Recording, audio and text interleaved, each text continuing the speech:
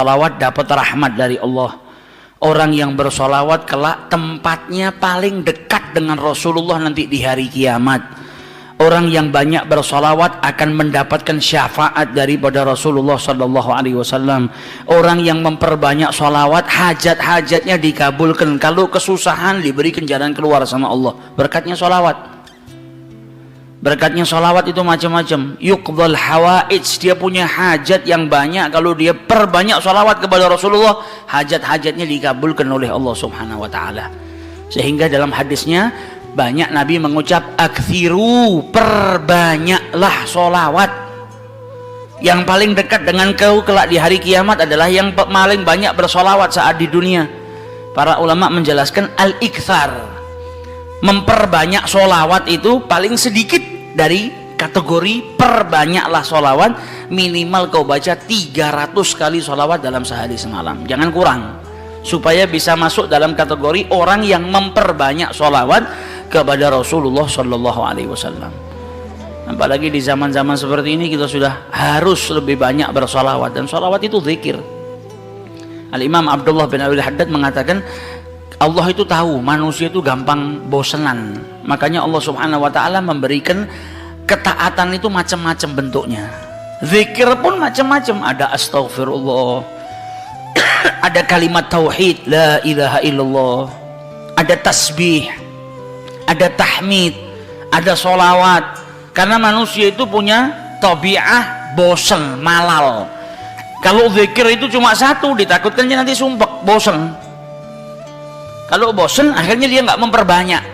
Tapi ketika ada banyak macam ketaatan, engkau bisa taat dengan sholat, engkau bisa taat dengan berzikir, engkau bisa taat dengan Allah Subhanahu Wa Taala dengan bersedekah. Macam-macam taat, macam-macam zikir ini menjadikan supaya kita tidak putus untuk ingat kepada Allah Subhanahu Wa Taala. Jangan sampai bosen. Pada dasarnya manusia itu cepat bosan, tapi bukan berarti terus saya bosan dengan istighfar, saya tak ganti ini. Jangan gantinya kita karena bosan, tapi diselang-seling supaya kebosanan tadi tidak timbul. Nah, salah satu yang harus kita perbanyak nanti di bulan Rabiul Awal, bahkan di hari-hari lainnya kalau bisa, yaitu sholawat kepada Rasulullah SAW. Khususnya di zaman fitnah seperti ini, kita butuh banyak sholawat supaya dapat rahmat dari Allah Subhanahu Wa Taala, supaya kita diberi keselamatan oleh Allah Subhanahu Wa Taala, dan manfaatnya sholawat banyak sekali. Sehingga diceritakan dulu ada satu orang punya utang 500 dinar. Dia punya utang banyak sama orang, kemudian datang waktunya semua pada nagih, maka dia kebingungan, nggak punya uang. Akhirnya dia pergi ke salah seorang saudagar, dia pinjam uang 500 dinar. Diberikan sama saudagar tadi. Sebelum diberikan ditanya, kapan mau kau kembalikan uang ini? Maka dia berkata, insya Allah di tanggal sekian saya kembalikan. Uang itu diambil, dia bayarkan hutangnya satu persatu. Selesai dibayarkan tidak tersisa uangnya. Gak ada sisa modal untuk dia putarkan supaya bisa bayar hutangnya yang 500 dinar ini. Karena apa? Memang dia pinjam sesuai dengan kadar hutangnya. Sampai ketika datang waktu jatuh tempo, yang punya uang datang ke rumahnya nagih, mana uang 500 dinar yang kau pinjam? Kau janji hari ini akan melunasinya. Maka dia bilang, demi Allah, sepeser pun saya nggak punya. Saya belum mendapatkan apa-apa untuk saya bayarkan kepada dirimu. Maka yang punya uang nggak mau tahu. Engkau janji tanggal sekian mau kau bayar, sekarang sudah jatuh temponya, maka bayar hutangmu sesuai dengan ucapanmu. Dia bilang, saya nggak punya. Kalau begitu ayo pergi ke Qadhi, pergi ke hakim. Gak benar ini perbuatanmu. Maka yang ngutang tadi dibawa sama yang punya uang ke hakim. Diceritakan perkaranya, ditanya sama hakim, kenapa tidak kau bayar hutangmu? Bukankah engkau berjanji hari ini akan melunasinya? Dia bilang, iya saya berjanji, tapi saya nggak punya uang.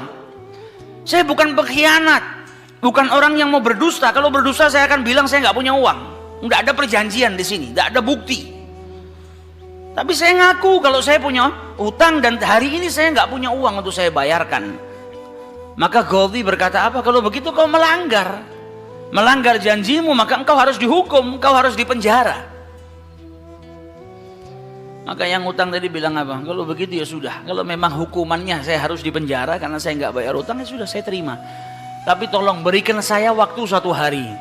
saya mau kembali ke rumah saya mau izin dengan istri dan anak-anak saya, besok saya akan kembali ke sini lagi dan masukkan saya ke dalam penjara. Maka sang hakim berkata apa? Bagaimana mungkin saya bisa percaya dengan dirimu? Siapa yang menjamin dirimu? Kalau ada yang menjamin kau bakal kembali ke sini, maka saya lepaskan. Dia bilang, ya Ghadhi, kalau saya niat lari sudah dari kemarin-kemarin saya lari. Kalau saya niat lari saya nggak datang ke sini, maka percayalah saya akan kembali di esok hari. Maka kata Ghadhi, jaminannya apa?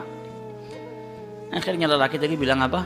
Jaminannya yang menjamin saya adalah Rasulullah Shallallahu Alaihi Wasallam. Maka sang hakim bingung. Maksudmu yang menjamin Rasulullah ini bagaimana? Dibilang, ya hakim, kalau saya besok nggak kembali ke tempat ini, saya bersedia ditolak menjadi umatnya Nabi besar Muhammad Shallallahu Alaihi Wasallam. Ini tidak main-main sumpahnya. Dan ini bukan sembarang orang, memang orang yang soleh. Dia bilang, berikan saya waktu sebentar, saya kembali kepada keluarga saya pamit dengan istri saya, besok saya kembali.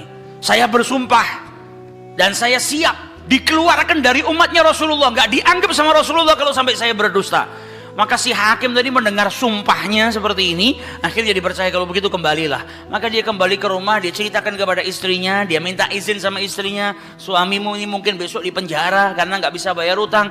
Kata istrinya, kalau kau dihukum penjara, terus apa yang bisa membuatmu keluar sekarang ini? Kok tidak langsung di penjara, kok bisa kembali ke rumah? Kata suaminya, karena saya mendapatkan jaminan. Dari siapa? Dari Rasulullah. Dia ceritakan, saya bersumpah kalau saya nggak kembali di esok hari, saya rela tidak dianggap sebagai umatnya Rasulullah SAW.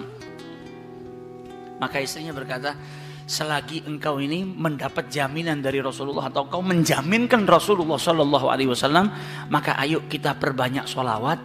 Semoga Nabi besar Muhammad SAW benar-benar menjamin dirimu. Karena sholawat itu manfaatnya besar. Sholawat ini berkahnya luar biasa. Maka si suami sama si istri kemudian diperbanyak sholawat, membaca sholawat yang sangat banyak sampai mereka akhirnya tertidur. Yang laki yang punya utang tadi ketika tidur mimpi berjumpa dengan Rasulullah Shallallahu Alaihi Wasallam, dan Nabi dalam hadisnya telah bersabda, man ra'ani fakat ra'ani haqqa. Siapa yang mimpi berjumpa dengan diriku, maka sesungguhnya itu aku. Karena syaitan gak bisa menyerupai Nabi besar Muhammad SAW. Dan orang yang dalam hatinya ada mahabbah, orang yang rindu, orang yang membersihkan dirinya, orang yang memang benar-benar ingin berjumpa dengan Rasulullah SAW, akan diperjumpakan oleh Allah Subhanahu Wa Taala dalam mimpinya ataupun dalam keadaan yaqdhatan. Karena Nabi pun menjelaskan ada orang-orang yang bisa melihat Rasulullah SAW dalam keadaan sadar. Sebagaimana dulu diriwayatkan ada seorang santri kepingin ketemu sama Rasulullah, pingin mimpi. Tanya sama gurunya, sama kiainya, ajarkan kepadaku caranya mimpi ketemu Rasulullah itu bagaimana. Kata kiainya, apa? Gampang. Nanti malam kau makan ikan asin yang banyak, setelah makan jangan minum, kau tidur. Maka dia bingung, apa hubungannya ikan asin dengan mimpi ketemu Rasulullah? Praktekkan. Ini kiai mau mendidik santrinya yang betul-betul kepingin berjumpa dengan Rasulullah, pingin mimpi dengan Rasul Sallallahu Alaihi Wasallam. Maka malam hari datang, dia makan ikan satu piring, setelah itu nggak minum, tidur. Bangun tidur dia pergi ke gurunya, marah, mana saya nggak ngimpi ketemu Rasulullah. Kata gurunya, apa yang kau impikan? Kau mimpi ngelihat apa? Kata santri tadi, saya mimpi ngelihat laut, ngelihat sungai, ngelihat hujan, ngelihat air terjun. Kata gurunya, karena sebelum tidur yang kau rindukan adalah air. Kau makan ikan asin sehingga kau kehausan. Yang kau rindukan dan kau dambakan air. Maka apa yang kau rindukan dan apa yang kau dambakan datang dalam mimpi. Coba setiap kali kau tidur kau rindu dengan Rasulullah. Coba setiap kali kau tidur kau ingin sekali dan minta sama Allah Subhanahu Wa Taala akan diperjumpakan dengan Rasul Sallallahu Alaihi Wasallam. Maka kau akan diperjumpakan dengan Nabi besar Muhammad Sallallahu Alaihi Wasallam. Nah, ini yang diajarkan sama para ulama. Ini yang punya utang tadi mimpi ketemu Rasulullah Sallallahu Alaihi Wasallam. Dalam mimpinya apa kata Rasulullah? Kau jangan takut, jangan gelisah. Orang yang mahabbah, baca sholawatnya bukan sekedar baca, tapi baca dari lubuk hatinya, baca dengan penuh kecintaan.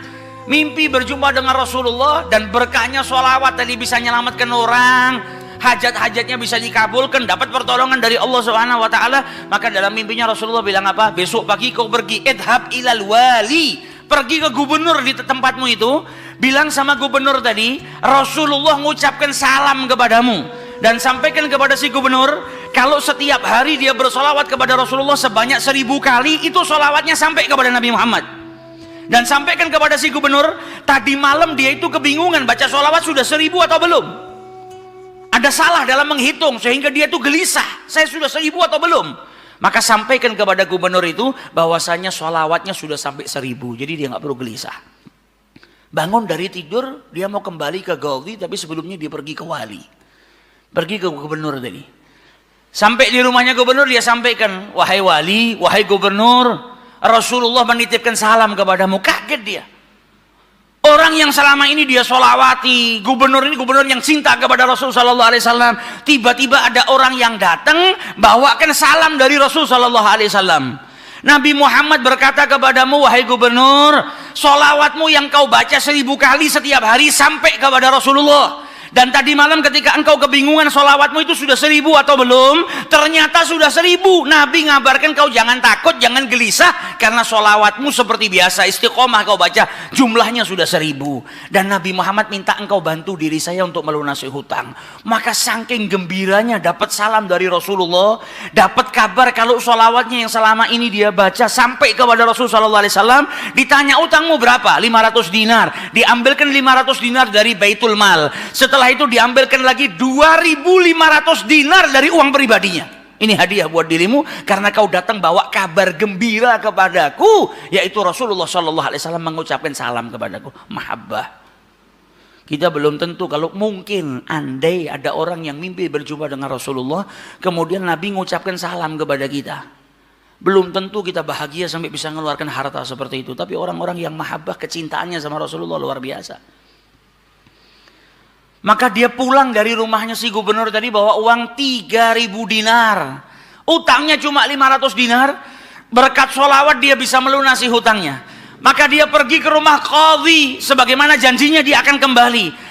Dia ketuk pintu rumah qadhi, maka qadhi tadi ketika buka pintunya langsung memeluk orang tersebut, nangis yang luar biasa dan berkata apa? Alhamdulillah, berkat dirimu tadi malam saya mimpi ketemu Rasulullah Sallallahu Alaihi Wasallam. Kata Rasulullah apa? Kalau engkau membantu orang yang punya utang itu untuk melunasi hutangnya, maka aku akan membantumu kelak di hari kiamat. Diambilkan uang 500 dinar diberikan kepada orang tersebut. Sampai Ghazinya pun diimpiin sama Rasulullah Sallallahu Alaihi Wasallam. Keluar dari rumahnya Ghazi bawa uang berapa? 3.500 dinar. Dia pergi ke tempat orang yang dia utangi mau bayar utangnya. Ketika sampai di rumah orang tersebut, orang yang dia utangi tadi sudah berada di depan rumah nunggu kedatangannya. Ketika ini yang punya utang datang, langsung dipeluk, dicium, sambil menangis mengucapkan terima kasih, berkat dirimu tadi malam saya mimpi ketemu Rasulullah. Kata Rasulullah, kalau kau bebaskan utangnya fulan, kelak kau akan aku bantu, aku berikan syafaat kepadamu di hari kiamat. Utangmu jangan dibayar, dan ini ada hadiah untukmu 500 dinar. Berangkat dari rumah punya utang 500 dinar. Berkat mimpi berjumpa dengan Rasulullah, utangnya terlunaskan dan ada tambahan 4.000 dinar. Berkat apa? Berkat sholawat yang dibaca kepada Rasulullah Sallallahu Alaihi Wasallam. Jadi kita kalau baca sholawat ini bukan hanya berkahnya nanti di akhirat, bukan hanya nanti kita dapat syafaatnya Nabi, bukan hanya nanti kita dapat tempat yang dekat dengan Rasul Sallallahu Alaihi Wasallam. Bahkan di dunia kalau kita ada situasi yang tidak menyenangkan, ada masalah, ada apapun, semuanya bisa hilang berkah daripada sholawatnya yang kita baca kepada Rasulullah Sallallahu Alaihi Wasallam. Karena satu sholawat dibalas dengan 10 rahmat. Satu rahmatnya Allah, kita punya masalah sebesar apapun bisa hilang kalau kita mendapatkan satu rahmat dari Allah Subhanahu Wa Taala. Sedangkan orang yang bersholawat kepada Rasulullah Sallallahu Alaihi Wasallam, maka dia mendapatkan 10 rahmat daripada Allah Subhanahu Wa Taala.